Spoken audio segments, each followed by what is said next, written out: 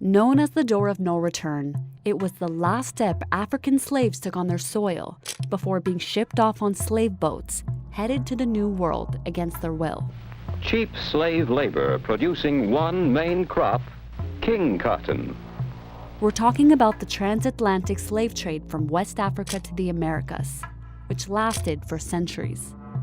400 years of sweat, blood, and tears.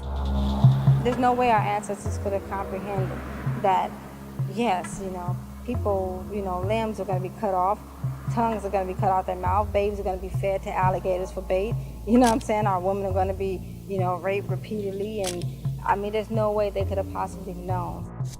That's Afia Kalia. She was born and raised in Los Angeles and moved to Ghana in 2017.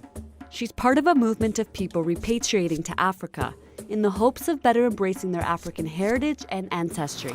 My first trip to Ghana was magical. I immediately felt a connection here. My initial touchdown was like, I'm home.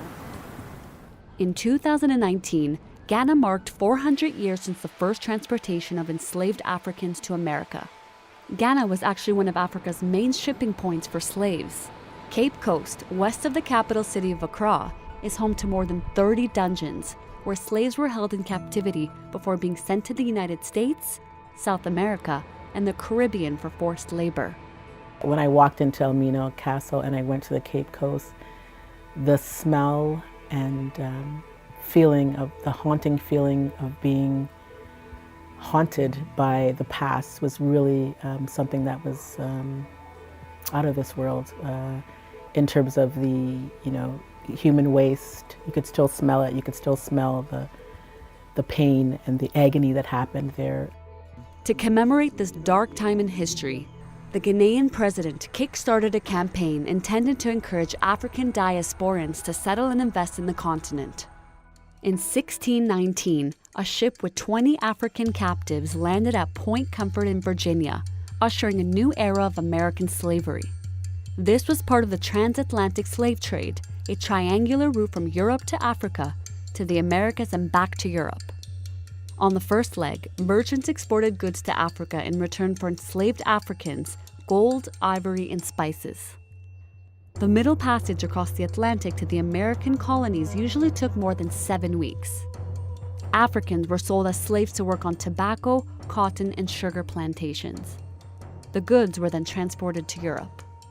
It is estimated that 12 million Africans were transported and almost 2 million died on the Middle Passage. While slavery was abolished in the U.S. in 1865, Roberta says the generational impact still lives on today.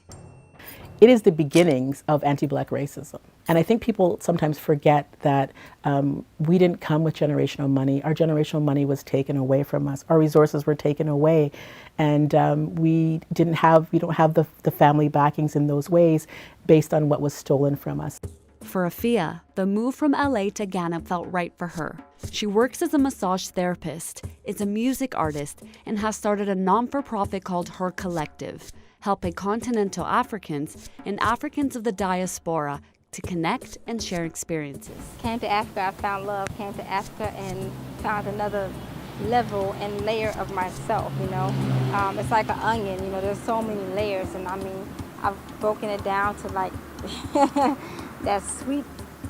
that nice sweetness in the middle, and I'm still evolving, I'm still growing. Thanks for watching Global News. If you like what you saw, please like the video. Also hit the subscribe button to get the latest international news and best trending videos.